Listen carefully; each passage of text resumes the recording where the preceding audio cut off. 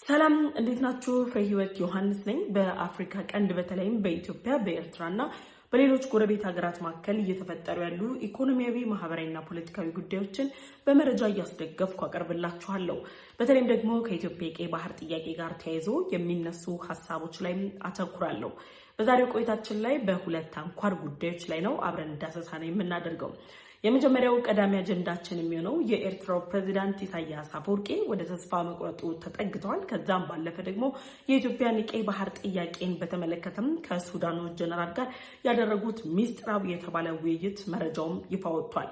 ከ10 ቀናት በፊት የሱዳን ጦር መሪ የሆኑት ጀነራል አልቡርሃን ወደ አስመራ በመሄድ ከኤርትራው ፕሬዝዳንት ኢሳያስ አፈወርቂ ጋር የሁለትዮሽ ውይይቶችን ማድረጋቸው የሚታወስ ነው። ከዛ ውይይት ጋር ተያይዞም የኤርትራና የሱዳን ሚዲያዎች ውይይቱን በተመለከተ የተለያዩ መረጃዎችን ሲያወጡ ቆይተዋል። ታዲያ ከዚህ መረጃ በስተጀርባ ያሉ ደግሞ ሚስጥራዊ የተባሉ የሁለትዮሽ ስምምነቶች የኢትዮጵያን የቀይ ባህር ጥያቄን በተመለከተ የኤርትራው ፕሬዝዳንት ኢሳያስ አፈወርቂ እጅ ወደ መስጠትና ወደ መዳከም የደረሱባቸው ነጥቦችን ጭምር በመግለጽ ውይይት ተደርጓል። ከአስመራ ካርቱም፣ ከካርቱም እስከ ካይሮ ድረስ የዘለቀው የሶስትዮሽ ኢትዮጵያን ከቀይ ባህር የማስቀረት እንቅስቃሴ ከነዚህ ኃይሎች በተጨማሪ የኢትዮጵያን ውስጣዊ ኃይሎችን መጠቀም ላይ ያተኮረ እንደሆነም ጭምር ነው እንግዲህ የተገለጸው። ይህንን ሚስጥራዊ የተባለ ውይይትንም አንድ ዓለም አቀፍ ሚዲያም አጋርቶታል።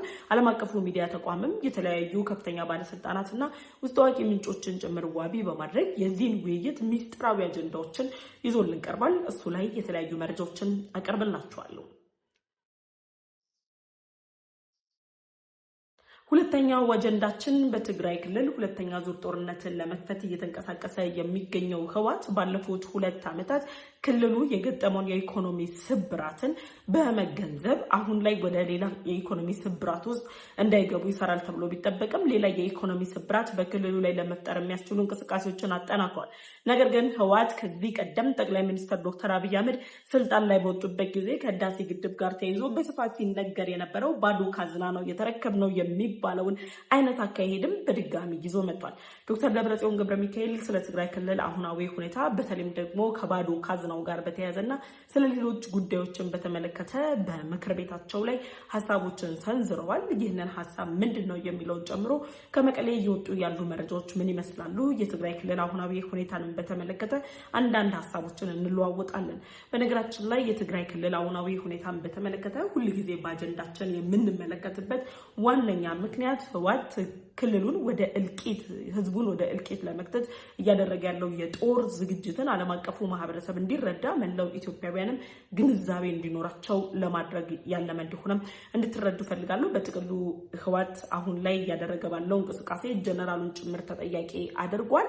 ከዚህ ጋር በተያያዘ አዲሱ እነሱ ያቋቋሙት ምክር ቤት ወይም ደግሞ ከዚህ በፊት ፈርሶ የነበረውን የክልሉ ምክር ቤት ሰብስበው ዶክተር ደብረጽዮን ገብረ ሚካኤል ምን አሉ የሚለውን ጨምሮ ሌሎች መረጃዎችን ይዤላችኋለሁ። ለዩቲዩብ ቻናል አዲስ ከሆናችሁ የደወል ምልክቷን ተጭናችሁ ቻናሌን ሰብስክራይብ በማድረግ ቤተሰብ ልትሆኑ ጋበዝኳችሁ። ቻናሌን ሰብስክራይብ አድርጋችሁ ቤተሰብ ከሆናችሁ ላይክ እና ሼር በማድረግ ለወዳጅ ዘመዶቻችሁ እንድታጋሩ ጠይቃችኋለሁ። አሁን ወደ ቀዳሚ መረጃ አሻገራለሁ። አብራችሁን ቆዩ።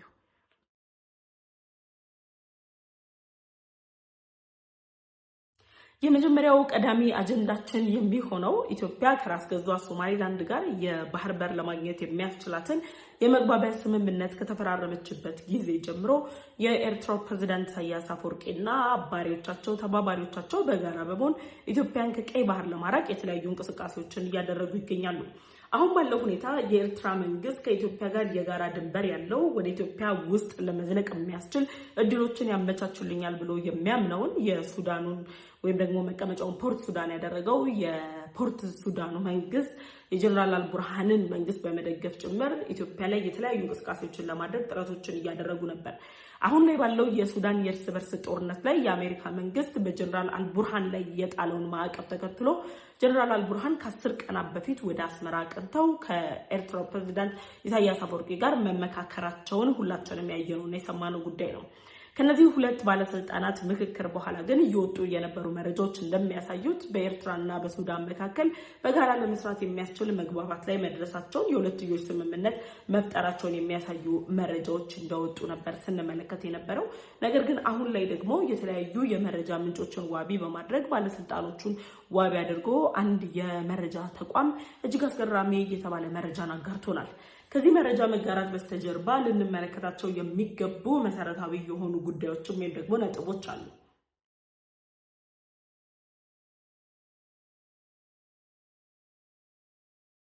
ኢትዮጵያ ወደ ቀይ ባህር ለመግባት በምታደርገው ጥረት ውስጥ ከአሰብ ወደብ ላይ ከምታነሳው ታሪካዊና ሕጋዊ ባለቤትነት በተጨማሪ ከራስ ገዟ ሶማሊላንድ ጋር የደረሰችበት የመግባባት ስምምነት በሶማሊላንድና በኢትዮጵያ መንግስት መካከል የሚፈታ በሁለቱ ሀገራት ፈቃደኝነት ላይ የተመሰረተ እንደሆነ ዓለም የሚያውቀው ነው። ዓለም አቀፉን ማካሄድ በጠበቀ መልኩ ኢትዮጵያ የመግባቢያ ስምምነቷን መፈረሟ የሚታወስ ነው። ያን ስምምነት በተፈረመ ማግስት ግን እነ ኤርትራና እነ ግብጽ ኢትዮጵያ አሰብ ወደብ ላይ ከምታነሳው ጥያቄ ወይም ደግሞ አሰብ ወደብ ላይ ካላት ፍላጎት በተጨማሪ በየትኛውም አማራጭ ወደ ቀይ ባህር መጠጋት የለባትም። ኢትዮጵያ ወደ ቀይ ባህር የምትገባ ከሆነ የደህንነት ስጋት ይወድቅብናል፣ ህልውናችን አደጋ ውስጥ ይገባል የሚል ሐሳብን ይዘው ሶማሊያንም ሱዳንንም እያስተባበሩ ሲፈልጉ ደግሞ ጅቡቲንም እያካተቱ ምንም እንኳን በኤርትራና በጅቡቲ መካከል በደሴቶቹ በሌሎች አማካኝነቶች ውጥረቶች ቢፈጠርም እነዚህ ሀገራት በኢትዮጵያ ላይ አሰላለፋቸውን አንዴ በሁለት አንዴ በሶስት እያደረጉ በአራትም እያደረጉ ቀጥለዋል። ጀነራሉ ወደ አስመራ ባቀኑበት ወቅት ላይ አሜሪካ ስለጣለችው ማዕቀብ ይወያያሉ ተብሎ ቢጠበቅም በዛ ማዕቀብ ዙሪያ ላይ ተወያይተዋል። ከዛ ማዕቀብ ግን በዘለለ መልኩ ዋነኛ አጀንዳቸው የነበረችው ኢትዮጵያ ነበረች። የኢትዮጵያን የቀይ ባህር ጥያቄን በተመለከተ ሰፋ ያለ ውይይትን አድርገዋል። በዚህ ውይይት ላይ የኤርትራው ፕሬዝዳንት ኢሳያስ አፈወርቂ በይፋ እንደገለጹት ከሆነ አስመራ፣ ካይሮና ካርቱም በጋራ በመሆን የሶስትዮሽ ጥምረት ፈጥረው የኢትዮጵያን የቀይ ባህር ጥያቄ እየተቃወሙ ያሉበትና አሁን ላይ እየተከተሉት ያለው ስትራቴጂካዊ አካሄድ ኢትዮጵያ ለምታነሳው ጥያቄ ተፈጻሚነት ተጨማሪ አቅም የሚሰጥና አጀንዳውን ከሚፈለገው በላይ አጠናክራ እንድትሄድ የሚያስችላትን አቅም የገነባንበት ወቅት ላይ ደርሰናል። ኢትዮጵያ በአግባቡ የቀይ ባህር ጥያቄውን አጠናክራ እንድትሄድ አድርጓታል ተብሏል። የኤርትራው ፕሬዝዳንት ኢሳያስ አፈወርቂ የኢትዮጵያ የቀይ ባህር ጥያቄ መጠናከርን አሁን ላይ በዚህ ልክ ከጀነራል አልቡርሃን ጋር በተወያዩበት ወቅት ደግሞ አቶ ገዱ አንዳርጋቸው የሚባሉ ግለሰብ በነበራቸው ቃለ መጠይቅ ላይ እንደገለጹት የኢትዮጵያ የቀይ ባህር ጥያቄ የተባበሩት አረብ ኤምሬት አጀንዳ ነው የሚል የከሸፈ ሐሳብ ይዘው መጥተዋል። የተባበሩት አረብ ኤምሬት አጀንዳ ነው የሚለው አጀንዳ ከዚህ ቀደም እነማን ነበሩ ሲያነሱ የነበረው ብለን ስንመለከት እነ ኤርትራ እነ ግብጽ ይህንን አጀንዳ ሲያራግቡት ነበር።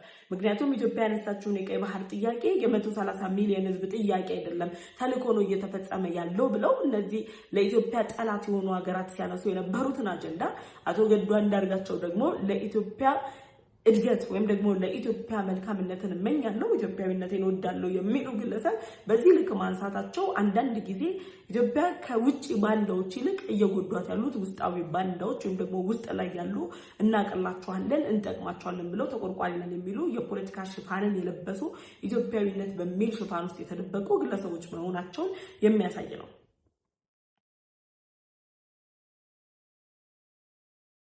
አሁን ያቶ ገዱ አንዳርጋቸውን ጉዳይ እንተወውና የኤርትራው ፕሬዝዳንት ኢሳያስ አፈወርቂ ከሱዳን ጋር ባደረጉት ቆይታ በዚህ ልክ ኢትዮጵያን እያጠናከርናት ነው ያለነው። ስለዚህ ስትራቴጂያችን አዋጭ ስላልሆነ ሌሎች አማራጭ ስትራቴጂዎችን መጠቀም አለብን የሚል ሐሳብ ውስጥ ገብተዋል። የመጀመሪያው ስትራቴጂካዊ አማራጭ ብለው እያስቀመጡት የሚገኙት ውስጣዊ ኃይሎችን በመጠቀም አገሪቱን የመበታተን አጀንዳዎችን ማሰራት ነው። ለዚህ ውስጣዊ ኃይሎችን ለመጠቀም ደግሞ ዋነኛ መሳሪያቸው አድርገው ህወሓትን እንደሚጠቀሙት ይታወቃል። ህወሓትን ከመጠቀምም ባለፈ አሁን ባለው ሁኔታ ላይ ግን የኤርትራው ፕሬዝዳንት ኢሳያስ አፈወርቂ ኢትዮጵያን ለመጣል በሚያደርጉት ጥረት ላይ ከኢትዮጵያ በተቃራኒ የሚቆሙ የትኛውም አይነት ውስጣዊ ኃይሎችን ያለምንም ልዩነት ድጋፍ እያደረጉ መሆናቸውን የሚያሳይ መረጃ ነው የወጣው። ለዚህ ድጋፋቸው ማረጋገጫ የሚሆነው የኢትዮጵያን የቀይ ባህር ጥያቄ በተቃወምን ቁጥር በሶስትዮሽ ጥምረታችን እየታገልን ባለንበት ልክ ኢትዮጵያ ጥያቄዋን አጠናክራ ቀጥላለች። ያን ጥያቄዋን ግን ዓለም አቀፍ ተሰሚነት እንዳያገኝ ለማድረግ ኢትዮጵያ ሙሉ ትኩረቷን የውስጥ ሰላሟን መመለስ፣ የኢኮኖሚ እድገቷን መመለስ እንዲሆንላት ውስጣዊ ኃይሎችን መጠቀም አለብን ነው የሚለው። ሚስጥራዊ ውይይቱ ይሄ ነው። ይሄ ማለት ኢትዮጵያ እያደረገች ያለችው ዓለም አቀፍ ተሰሚነት ከዓለም አቀፍ ሕጉ ተቀባይነት በተጨማሪ አሁን ላይ ሎቢስት ሳትቀጠር ኢትዮጵያ የተለያዩ ዲፕሎማቶች፣ የተለያዩ ሀገራት መሪዎች፣ የተለያዩ ዓለም አቀፍ እውቅና ያላቸው ጸሐፊዎች፣ የፖለቲካ ተንታኞች፣ የእስራኤል ሚዲያዎች፣ የሌሎች ሀገራት ሚዲያዎች ጭምር የኢትዮጵያን የቀይ ባህር ጥያቄን እየደገፉ ይገኛሉ። የኢትዮጵያን የቀይ ባህር ጥያቄ በሚደግፉት ልክ ኤርትራ እንደ ሀገር ለመቀጠል አይደለም አንድ ጥያቄ ይቀርና እንደ ሀገሩን ለመቀጠል እንኳን ሎቢስት ቀጥራ እንኳን አልተሳካላት። ሎቢስቶችን እየቀጠሉ ይገኛሉ። ማህበራዊ ትስስር ገጾችን በግዢ እየወሰዱ ይገኛሉ። ጫናዎችን ለመፍጠር ጥረት ሲያደርጉ ባለበት ሁኔታ ላይ ኢትዮጵያ ላይ ጫና መፍጠር አልተቻለም። ስለዚህ ኢትዮጵያ ያገኘችው ዓለም አቀፋዊ ተሰሚነትን ለማዳከም እየሄድንበት ያለው ርቀት ትክክል ስላልሆነና ጠንካራ የተባለ አዲስ የሆነ አካሄድን መጠቀም አለብን። ያ አካሄድ ደግሞ ሊሆን የሚችለው ብለው እነሱ እያስቀመጡት ያለው ውስጣዊ ኃይሎችን በመጠቀም ኢኮኖሚያዊ ክራይሲስ ውስጥ ኢትዮጵያ መክተት፣ ከዛ ባለፈ ደግሞ ውስጣዊ ሰላሟን ማወክ ነው ብለዋል። ያንን ደግሞ ከንግግር ባለፈ ተግባራዊነቱን አረጋግጧል። በምስራቃዊ የሱዳን ድንበር ወይም ደግሞ ምስራቃዊ የሱዳን አካባቢ ላይ የኤርትራ መንግስትና የሱዳን የፖርት ሱዳኑ ጀነራል አልቡርሃን መግባቢያ ስምምነት ፈርመዋል። መግባቢያ ስምምነታቸው የጋራ ደህንነትን ማስጠበቅ የሚል ነው። የጋራ ደህንነትን የሚያስጠብቁት እንዴት ነው? ሱዳን ከህዋት የምትወስዳቸው አርሚ ሰባ ብላ እያስታጠቀቻቸው ያለቻቸው ታዳጊ የትግራይ ወጣቶችን ትጠቀማለች።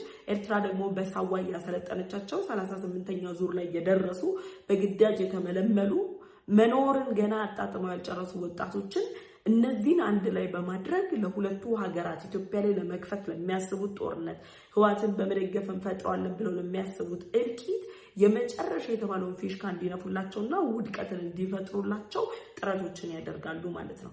እነዚህን አካሄዶችን ተጠቅመው ኢትዮጵያን በውስጣዊ ኃይሎቿ የማዳከም እንቅስቃሴያችንን ወይም ደግሞ ስትራቴጂካችንን አጠናክረን እንቀጥላለን እያሉ ነው ያሉት።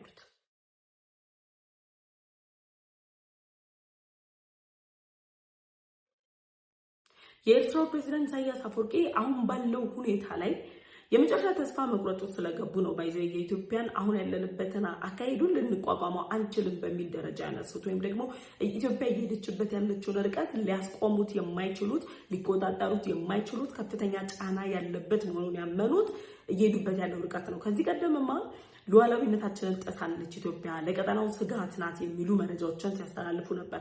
ከዛ ባለፈ የተባበሩት አረብ ኤሚሬት ነች የኢትዮጵያ የወደብ ጥያቄ ባለቤቷ በሚል ደረጃም ፕሮፓጋንዳ ሲነሱ ነበር። ከዛ ደግሞ ጠቅላይ ሚኒስትሩን ጨምሮ የኢትዮጵያ ጦር ከፍተኛ አዛዦች ጭምር በኤርትራ ላይ ዛቻን እያስተላለፉ ነው። ወረራ ሊፈጸምብን ነው፣ ከበባ ሊፈጸምብን ነው የሚል መልእክት የኤርትራ ሚኒስትሪ ሚዲያዎች ሚኒስትሪም ብለንም ቁጥራቸውን ማብዛት የለብንም በሚኒስትሪ ሚዲያቸው ሲለፍፉ ነበር። በተለያዩ የሚዲያ አማራጮቻቸው ሲነግሩ ነበር። የሚዲያ አማራጮቻቸውን ራሳቸው ስለሚቆጣጠሯቸው እነሱ በሚጽፉበት እነሱ በሚፈልጉበት ፍሬምወርክ ውስጥ አስቀምጠው እነዚህ ጉዳዮች ሲለፍፉ ቆይተዋል። ታዲያ አሁን ባለው ሁኔታ የምንም አይነት ጫና ቢፈጥሩ የቀይ ባህሩ ጥያቄ የተባበሩት መንግስታት ድርጅት በህግ የሚፈቅድላት የተባበሩት መንግስታት ድርጅት ተጽዕኖ ፈጣሪ የሚባሉ ሀገራት የኢትዮጵያን የባህር በር ጥያቄ የሚደግፉ እንደነ አሜሪካ፣ እነ እስራኤል፣ እነ ህንድ የተባበሩት አረብ ኤሚሬትን ጨምሮ ኢትዮጵያ ወደ ቀይ ባህር እንድትገባ ከፍተኛ ፍላጎት ያላቸው ሀገራት መሆናቸው በአፍሪካ ቀንድ የሚገኙ ሀገራትም ለኢትዮጵያ ያላቸው ውግንና ከኢትዮጵያ ጋር እየፈጠሩት ያለው የሁለትዮሽ ጥምረት ለኤርትራ ተስፋቸው እንዲሟጠጥ አድርጓቸዋል። ስለዚህ አሁን እያደረግነው ያለው አካሄድ እየሄድንበት ያለው ስልታዊ ያለው ስትራቴጂካዊ ያለው አካሄድ አዋጭ አይደለም። ይበልጥ እያጠናከራትና አገሪቱ ወደ ተሻለ ደረጃ ደርሳ አሰብን ጨምሮ ሌሎች ወደቦችን ከእጃችን ፈልቅቃ የምትወስድበት ሰዓት ላይ መድረሷን የሚያሳይ ነው የሚል በተስፋ መቁረጥ ውስጥ የተሞላ ንግግር ነው ያደረጉት። አሁን የኤርትራው ፕሬዝዳንት ኢሳያስ አፈወርቂ እንዲመክሯቸው ከሳቸው ምክር ፈልገው ወደ አስመራ የሄዱት ጀነራል አልቡርሃን ያልተጠበቀ ነገር ነው የሰሙት። ራሱ ተስፋ የቆረጠ ሰው እንዴት ነው ለእናንተ ቀጣይ እንደዚህ አድርጋችሁ ምሩ ቢልስ የምትቀበሉት? የሱዳን ሰላም ማስጠበቅ ላይ አይደለም እኮ የመከሩት። እንዴት አድርገን በጦርነቱ ውስጥ አልፈን የአፍሪካ ቀንድን አንቀጥቅጠን እቺ የተረጋጋችው ኢትዮጵያ የምትባል ሀገርን እናተራምሳ በሚል ጉዳይ ላይ ሲመክሩ ፕሬዝዳንቱ ባልተጠበቀ መልኩ ምናልባትም በ3 አስርት ዓመት ውስጥ ለመጀመሪያ ጊዜ በሚባል መልኩ ተስፋ መቁረጥ ውስጥ ገብተው ይበልጥ አካሄዳችን እያጠናከራት ነው ያለው፣ ኢትዮጵያን ተሰሚነቷን እየጨመረ ነው ያለው። ስለዚህ ኃይላችንን ልናሳድግ ይገባል፣ ስልታችንን ልንቀይር ይገባል፣ ሙሉ ትኩረታችን ውስጣዊ ኃይሎች ላይ እናድርግ በሚል ደረጃ ያስቀመጡት። ለዚህም ነው ትናንትና ማስቀድሜ ነግሬያችኋለሁ። የአስመራው ውይይት በተደረገበት ወቅት ላይ ዶክተር ደብረጽዮን ገብረሚካኤል አስመራ ነበሩ። እሳቸው ብቻ ሳይሆኑ ጀነራል አልቡርሃን ፖርት ሱዳንን ለቀው ሲወጡ ሞንጆሪኖ ፖርት ሱዳን ላይ አብራ አሸሼ ገዳሚ ስትል ነበር ከሱዳን ጀነራሎች ጋር። ያን ሁሉ ሲያደርጉ የነበሩት ይመጡ የነበሩ ስትራቴጂካዊ ትዕዛዞችን መቀበልና የመፈጸም ግዴታ ስላለባቸው ነው፣ ተላላኪዎች ስለሆኑ ነው። ስለዚህ ኤርትራ እጇን በሰጠችበት፣ ኤርትራ ተስፋ በቆረጠችበት፣ ሱዳን ደግሞ አሁን ላይ ባላት ሁኔታ የራሷን ችግር ከመፍታት አልፋ የሌሎችን ችግር መፍታት የማትችልበት አቅም ላይ በደረሰችበት በዚህ ወቅት ላይ ግብጽ በህዳሴ ግድቡ ላይ ተደጋጋሚ የሆኑ ክሶችን ይዛ መምጣቷ እነዚህ ሶስት ሀገራት እንቀይረዋለን ወይም ደግሞ አዲስ አድርገን እናቀነቅነዋለን እንፈጥረዋለን የሚሉት ስልት አዋጭ ያልሆነ ስልት መሆኑን በይፋ ያረጋገጠ፣ አካሄዳቸው ጤናማ አለመሆኑን በይፋ ያረጋገጠ እንደሆነ ጭምር የሚያሳይ ጉዳይ ነው ማለት ነው። ስለዚህ ኢሳያስ አፈወርቂ በጥቅሉ እጅ ሰጥተዋል። የአሰብ ወደብ ጉዳይ አይቀሬ መሆኑን አምነዋል። ከአሰብ ወደብ በተጨማሪ ደግሞ የበርበራ ወደብን ጨምሮ ሌሎች ወደቦችንም ኢትዮጵያ በእጇ የምታስገባባት አቅም እንደፈጠረች ጭምር አምነዋል። ይህ አካሄድ ደግሞ ለራሳቸው የሚጎዳቸው በመሆኑ ስትራቴጂያችንን እንቀይር፣ ንድፍ እናውጣ፣ አዲስ ሀሳብ እናምጣ ብለው ደግሞ ህወሓት የሚባል የሰነፍ ስብስብን ወደ ጦርነት እንዲመራ ጭምር እያስኬዱት ይገኛሉ። ስለዚህ የኢኮኖሚ ስብራት ውስጥ ኢትዮጵያን እንክተታት ሲሉ እነሱ ኢትዮጵያን የኢኮኖሚ ስብራት ውስጥ እንክተት ሲሉ ህገወጥ የሆነ ወርቅ ሸጠው እንኳን ጠንካራ ኢኮኖሚ መገንባት ያልቻለውን የህወሓትን ስብስብ የኢኮኖሚ ስብራት ውስጥ መግባቱን የሚገልጽ መረጃ ደግሞ ከወደ ትግራይ ተሰምቷል ማለት ነው። በዚህ ጉዳይ ላይ ሀሳብ አስተያየታችሁን ኮሜንት ሴክሽን ላይ አሳውቁኝ። ወደ ሁለተኛው እና የመጨረሻው አጀንዳም ተሻገርኩኝ። ሁለተኛውና የመጨረሻው አጀንዳችን የሚሆነው ፈሪ የመጀመሪያው ነገር መጀመሪያ ደርሻለሁ አሸንፊያለሁ ሲል የቆየ ኃይል የመጀመሪያው ነገር በቃ እየፈራረሰ መሄዱን የምታምንበት ወይም ደግሞ ልናምንባቸው የሚገቡን አቅሞችን የሚፈጥርልን ድክመቱን እየወጣ በአደባባይ መናገር ይፈልጋል። ግን ድክመቱን በቀጥታ በራሱ አይደለም የሚያሳበበው፣ እየተፈጠረ ያለው ያ ነገር ነው።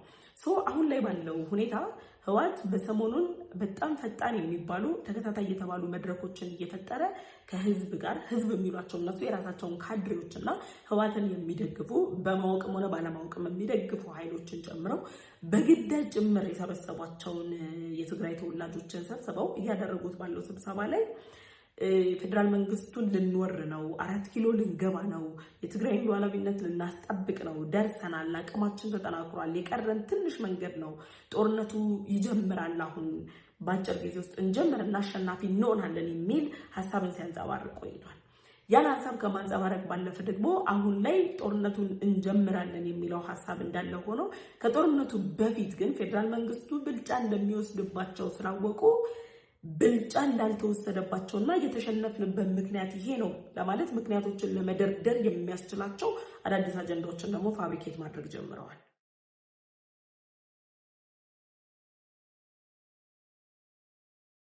አሁን ወደ ጦርነት ሊገባ ነው፣ ጦርነት ሊከፍት ነው እያለ የሚገኘው ህወሓት ምክር ቤቱን ሰብስቦ ዶክተር ደብረጽዮን ገብረ ሚካኤል ንግግር አድርገዋል። በንግግራቸው ላይ የትግራይ ክልል በራሳቸው ጥፋት ሰሜን እዝ ላይ በፈጸሙት ጥቃት በተከፈተው ጦርነት ከፍተኛ የሚባል የኢኮኖሚ ኪሳራ ውስጥ ገብታለች ትግራይ። በነገራችን ላይ ትግራይ ከጦርነቱ በፊትም የኢኮኖሚ ኪሳራ ውስጥ የነበረች ክልል ናት። የኢኮኖሚ ኪሳራ ውስጥ ነበረች ስላችሁ ህወሓት ሲሰራ የነበረው እድሜ ዘመኑ ለትግራይ ህዝብ አልነበረም። የራሱን ኪስ ልጆቹን በድሎት ሌላ ሀገር ላይ ለማኖር ሌሎች የአውሮፓና አሜሪካ ከተሞች ላይም ቤቶችን ምኖችን ገዝተው የራሳቸውን ኪስ ሲያደልቡ የነበሩበት ሁኔታን የፈጠሩት ራሳቸውን ሲያበለጽጉ የነበረበትን ሁኔታ ፈጥረው ቆይተዋል። በዛ ሁሉ ሂደት ውስጥ ትግራይ ክልል ላይ እንደ ሌሎች ክልሎች የመሰረተ ልማቶችን አይደለም ያየ ነው። ሲዘጋጁ የነበረውን የጦር መሳሪያ ግዢዎቻቸውን ሲያደርጉ ነው የነበረው። ከዛ ባለፈ ግለሰቦች ናቸው ሲለወጡባቸው ባለሀብት ሲሆኑባቸው። ለዚህ ምስክር ቅርብ ጊዜ እየሰማናቸው ያለናቸው መረጃዎች ናቸው። በሌሎች ሀገራት ላይ ሜጋ ፕሮጀክቶችን እስከ መስራት ሌላ ሀገራት ላይ ቁጭ ብለው ደግሞ ሌሎች ጉዳዮችን እስከ ማድረግ ድረስ ደርሰዋል። በጣም በሚያስገርም ሁኔታ ደግሞ ከሚሰሯቸው ኢንቨስትመንቶች ውስጥ ለህወሓት እድሜ ልኩን በባርነት የሚገዛ ስብስብ ቀጥረው እንደፈለጉ እነሱ በፈለጉት መንገድ እየሾፈሯቸው እያስለፈለፏቸው ገንዘብ የሚከፍሏቸው ተቀጣሪ የሚዲያ ሰዎቻቸው ጭምር ህወሓት በትግራይ ክልል ካፈሰሰው ኢንቨስትመንት በላይ ያፈሰሰባቸው ናቸው። እነዚህ የሆኑ ባሉበት በዚህ ጊዜ የህወሓት ስብስብ መሪው ዶክተር ደብረጽዮን ትግራይ ክልልን ስንረከብ ከጦርነቱ በኋላ ባዶ ካዝናን የተረከብነው ብለዋል። እቺ የባዶ ካዝና ጨዋታ ህወሓት ህዳሴ ግድቡን እገነባለሁ ብሎ ከኢትዮጵያ ህዝብ ከእናቶች መቀነት ከቀን ሰራተኛው ከታች ከምሁሩ እስካልተማረው ከሊቅ እስከ ደቂቁ ኮንትሪቢዩት አድርጎ ህዳሴ ግድቡ ተገንብቶ ኢትዮጵያ በልጽጋ ማየት የሚፈልገው የኢትዮጵያ ህዝብ እደርስበታለሁ ብሎ ያሰበው ደረጃ ላይ ህዳሴ ግድቡ ይደርሳል ሲባል ህዳሴ ግድቡን ሚሊዮን ብር ሲሰበሰብ ነበር። የት እንደሚገባ በማይታወቅ መልኩ ሳይገነቡ ሳይጨርሱት ሳያጠናቀቁት ሄደው ልክ ጠቅላይ ሚኒስትር ዶክተር አብይ አህመድ የለውጡ መንግስት ከመጣ በኋላ ባዶ ካዝናን የተረከብነው በሚል ደረጃ ሲነገር ነበር። ባዶ ካዝና መረከባቸው ብቻ ሳይሆን በተደረጉ ህዝባዊ ተሳትፎች ደግሞ ህዳሴ ግድቡ እውነት ለመናገር ከ13-14 ዓመታት ትጋት በኋላ ተጠናቋል። ለመላው አፍሪካውያን ኩራት መሆን የሚችል በዚህ በኩል ሁልጊዜም ደግሞ ባይዜ የጠቅላይ ሚኒስትር የቀድሞ ጠቅላይ ሚኒስትር መለስ ዜናዊ ህዳሴ ግድቡ ላይ ያላቸው ሚና የሚዘነጋ አይደለም። ሁልጊዜ በትውልድ ደረጃ ሊመሰገኑ የሚገባቸው ሊነሱ የሚገባቸው መሪ ናቸው። ነገር ግን የምናወራው አሁን ስለ ህወሓት ስብስብ ነው። ህወሓት የህዳሴ ግድብ ላይ የለመደውን ዝርፊያ ትግራይ ክልል ላይ ገብቶ ዘርፏል። ትግራይ ክልል ላይ ሲዘርፍ ደግሞ የዘረፈው ከባንክ ምናምን አይደለም፣ ከትግራይ እናት ነው የዘረፈው። ከትግራይ እናት ከነፍስ ወከፍ ከአንዷ ትግራዋይ ነው የዘረፈው።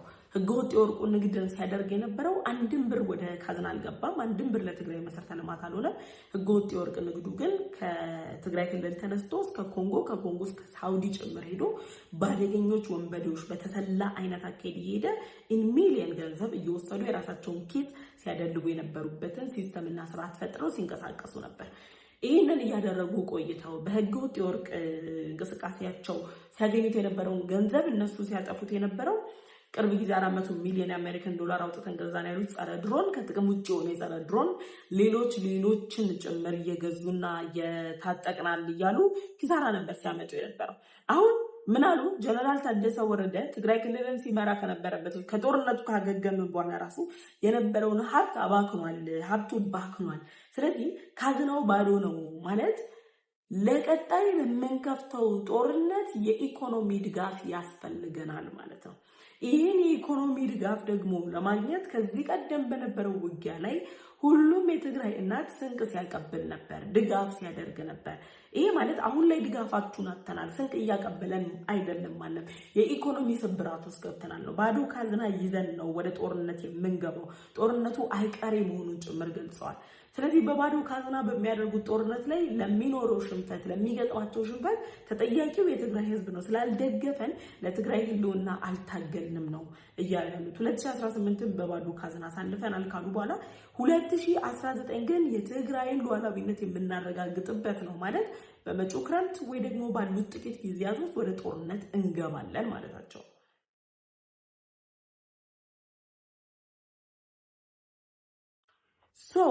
የህወሓት አጠቃላይ እንቅስቃሴ እንግዲህ ጀነራል ታደሰ አሁን ባለው ሁኔታ የት እንዳሉ አይታወቅም፣ ተሰውረዋልም እየተባለ ነው ያለው። ብዙ መረጃዎች እየወጡ ነው ያሉት ከእሳቸው ጋር ተይዞ እሳቸውን በህገወጥ መንገድ ካንቀሳቀሰ በኋላ የትግራይ ወጣቶችን በግዳጅ እየመለመለ ለሱዳን እየሸጠ ነው ያለው። ለሱዳን ከሚሸጣቸው የትግራይ ወጣቶች ላይ እስከ 3000 የአሜሪካን ዶላር ድረስ ይቀበላል። 300 እና 200 ዶላር የሚሸጡትን ተዋቸውና 3000 የአሜሪካን ዶላር ድረስ የሚቀበልባቸዋል። ከዛ የሚገኘው ገንዘብ ግን ለነሱ ካዝናቸውን ሊሞላላቸው አልቻለም። ከህገወጥ ወርቁ ብቻ አይደለም፣ ከሽያጭ ከወታደራዊ ሽያጩ የሚያገኙት ገንዘብ ካዝናቸውን ሊሞላላቸው አልቻለም። ይሄንን ብቻ አይደለም፣ ህወሓት አሁን ላይ ወደ ጦርነት ሊገባ ነው እና ስንቅ አቀብሉኝ እያለ ነው ያለው። ትናንትና ወዲያ እኮ ቅጠል አልብሶ ዛፍ አልብሶ ሰራዊት አሰልፎ ተጠንቀቅ፣ ተራመድ፣ ተበለጥ ሲል ነበር ይህ ስብስብ እና ጦርነቱ አይቀሬ ጉዳይ ነው። የፌደራል መንግስቱ እኛ ላይ የከፈተብን ጫና አለ። የፌደራል መንግስቱ እየወረረን ነው፣ ወረራ ተፈጽሞብናል፣ የትግራይ ህዝብ ወረራ እየተፈጸመበት ነው በሚል ደረጃ ዶክተር ደብረጽዮን ምርር ባላቸው ንግግር አውርተዋል። የእሳቸው የኢኮኖሚ ስብራት የእሳቸው የጦርነት ቅስቀሳ ደግሞ አሁን ላይ ከ10 ቀን በፊት አስመራ ላይ ከተደረገው ውይይት ጋር በቀጥታ የሚገናኝ ነው። የኤርትራው ፕሬዝዳንት ኢሳያስ አፈወርቂና ጀነራል አልቡርሃን መጨረሻ ላይ የተስማሙት ኢትዮጵያን እኛ አሁን ላይ በምንሄደው አካሄድ ማቆም ስለማንችል ውስጣዊ ኃይሎችን ተጠቅመን ነው የምናደርገው። ከአስመራ ከመጡ በኋላ ነው እንደተለከፈ ውሻ ዶክተር ደብረጽዮን በየመድረኩ በየምኑ እየዞሩ መለፍለፍ የጀመሩት፣ መጮህ የጀመሩት። የያዙት ነገር ነው የሚያስጨዋቸው የሚያስለፈልፋቸው። ስለዚህ ጦርነቱ አይቀሬ መሆኑን አረጋግጧል። ጦርነቱ አይቀሬ ሲሆን እነማን ናቸው የሚያልቁት? ማን ነው የሚያልቀው ሲባል ትግራይ ክልል ውስጥ ከቀረው የትግራይ ህዝብ በተጨማሪ ወደ አዲስ አበባ ሸሽቶ የመጣው ወደ ሌሎች ክልሎች ሸሽቶ የሄደውን የትግራይ ተወላጅን አብሯቸው እንዲያልቅ ሞት ውስጥ እንዲገባ ጭምር ጥሪ እያደረጉ ነው ያሉት። ጥሪያቸው ደግሞ ፍትሃዊ ጥሪ አይደለም። እያደረጉት ያለው ጥሪ ምንድነው? አዲስ አበባ ላይ የላክነው እኛ ነን፣ የአርሚ ሰባ ወታደር ነው ያስገባችሁት በሚል ደረጃ ነው ያነሱ ያሉት። ስለዚህ አሁን ህወሓት ባዶ ካዝና ተረክቤያለሁ፣ ሁለተኛ መስከረም ላይ የ2019 በጀት ዓመት ላይ የትግራይ ሉዓላዊነት አረጋግጣለሁ፣ የትግራይ ህዝብን ህልውና አስመልሳለሁ እያለ ያለው ወደ ጦርነት እገባለሁ እያለ ነው። ወደ ጦርነት መግባት ብቻ ሳይሆን ኢሳያስ አፈወርቂና ጀነራል አልቡርሃን በቀጥታም ሆነ በተዘዋዋሪ መንገድ የሰጡኝን ተልዕኮ የግብጽ ጦር እየጋለበኝ እየደገፈኝ ያደረኩትን እንቅስቃሴ ይበልጥ አጠናክራለሁ ብሏል። አሁን የትግራይ ክልል እኮ ፕሬዚደንሻል የሶሻል ሚዲያ የፌስቡክ አካውንቶች ተጠምደዋል። በጣም ቢዚ ሆነዋል። በጣም ቢዚ ናቸው ሰሞኑን። በምንድን ነው የተጠመዱት ካላችሁ የነሱን ፕሮፓጋንዳ በማሰራጨት ነው። አሁን ላይ የሚከፍለውም የለውም። ትላንት ያላወቁ ሰዎች ሲደግፉት የነበሩ ሰዎች ዛሬ ላይ እኮ መደገፍ አቅቷቸዋል፣ አቅም አጥተዋል። ስለዚህ በምክር ቤቱ ላይ ከባዶ ካዝና እስከ 2019 የጦርነት ዘመቻ የጦርነት ቅስቀሳ ድረስ እየተደረገ ነው ያለው።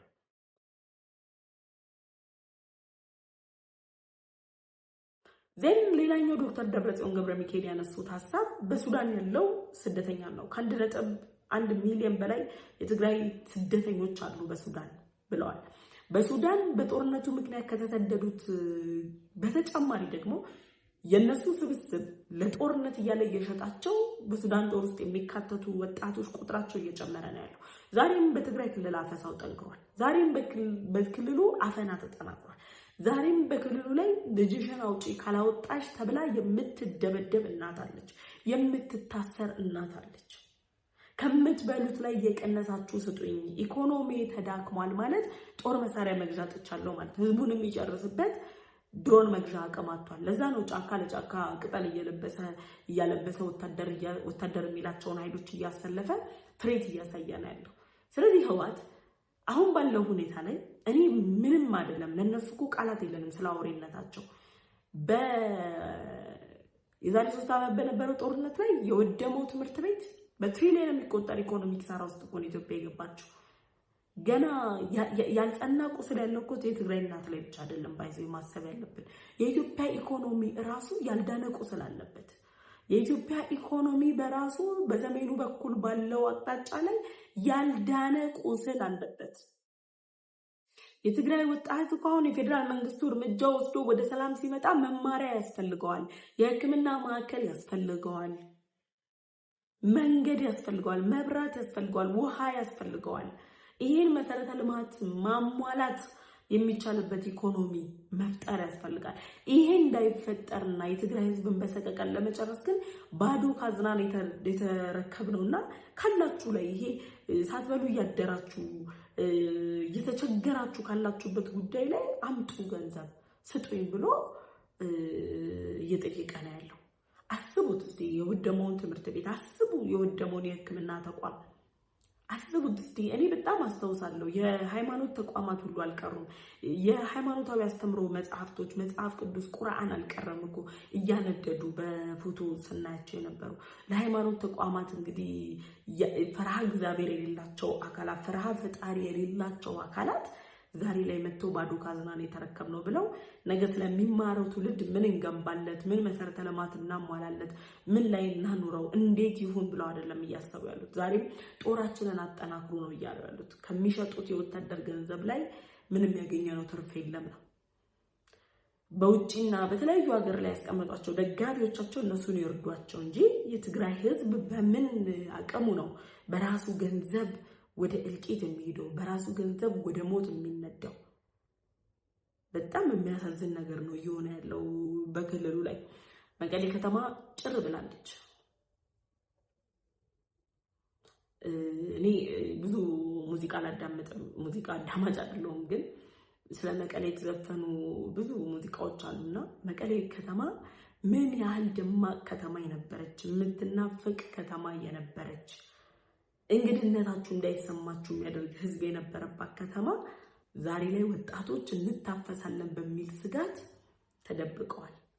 ህወሓት ወንድምና እህታቸውን ያሳጣቸው፣ እናት አባታቸውን ያሳጣቸው የትግራይ ወጣቶች ህዋትን የምንበቀልበት መንገድ እንፈልጋለን እያሉ ለወንድሞቻቸው ደም ዋጋ ሊያስከፍሉ እኮ እየተጠባበቁ ነው ያሉት።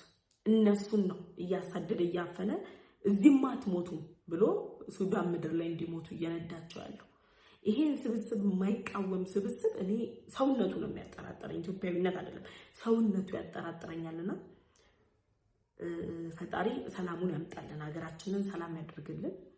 ህዋት ግን በፌደራል መንግስቱም ዓለም አቀፍ ተቋማትም ዝም ሊባል የማይገባለ የውጭ ጉዳይ ሚኒስትሩ ዶክተር ጌዲዮን ጢሞቴዎስ ኢትዮጵያ የውጭ ኃይሎችን የምትታገስበት ጊዜ ያበቃል ብለው ነበርና ይሄ የአማርኛ እኔ እናፍቃለሁ በህዋት ላይ መቼ እንደሚባል፣ መቼ ላይ ትግስቱ እንደሚያበቃ፣ መቼ ላይ በቅቶት እናቶች ማልቀስ እንደሚያቆሙ እኔ እናፍቃለሁ። በቃ ይሄንን ጊዜ እናፍቀዋለሁ። ይሄንን ስብስብ እንዴት አድርገን ከዚህ ምድር ላይ እንደምንነቅለው በቃ እናፍቃለሁ። ያን ማየት ፈልጋለሁ። የሚያለቅሱ እናቶች እንባቸው ታብሶ ማየት ፈልጋለሁና ሁላችንም ለትግራይ ክልል ድምጽ ልንሆን ይገባል። ለዓለም አቀፉ ማህበረሰብም መረጃዎችን ማድረስ ይገባናል። በዚህ ጉዳይ ላይ ሀሳብ አስተያየታችሁን ኮሜንት ሴክሽን ላይ አሳውቁኝ። አብሬያችሁ የቆየሁት ፍሬህይወት ዮሐንስ ነበርኩኝ። ለዩቲዩብ ቻናል አዲስ ከሆናችሁ የደወል ምልክቷን ተጭናችሁ ቻናሌን ሰብስክራይብ ማድረግ እንዳትረሱ። ቻናሌን ሰብስክራይብ አድርጋችሁ ቤተሰብ ከሆናችሁ ላይክ እና ሼር በማድረግ ለወዳጅ ዘመዶቻችሁ አጋሩ። በቀጣይ በሌሎች ዝግጅቶች እመለሳለሁ። እስከዛው ቻው።